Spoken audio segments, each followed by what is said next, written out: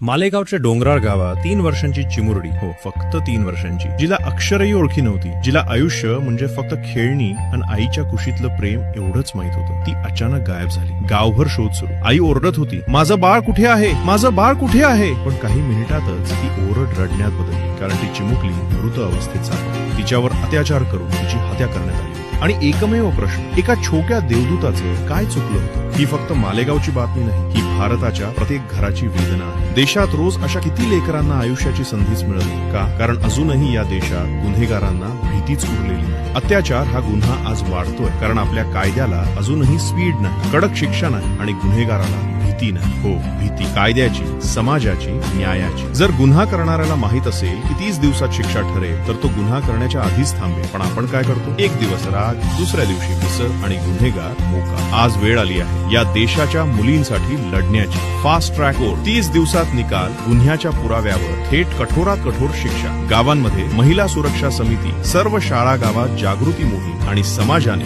हो आपण, शांती सोडून आवाज उठवायचा. कारण जर आपण शांत राहिलो तर उद्या या देशात आपल्या मुलींच्या सुरक्षेचं काय? देश रॉकेट बनवतो, देश चंद्रावर जातो, पण जर एखादी 3 वर्षांची मुलगी सुरक्षित नाही तर तो देश कितीही विकसित असला तो देश सुरक्षित नसतो. आज आपण बदललो नाही तर उद्या अशा बातम्या आपल्या घरच्यांबद्दल येऊ शकतात. देश बदलतो तेव्हा नाही जेव्हा सरकार बदलतो. देश बदलतो तेव्हा जेव्हा जनता जागी होते.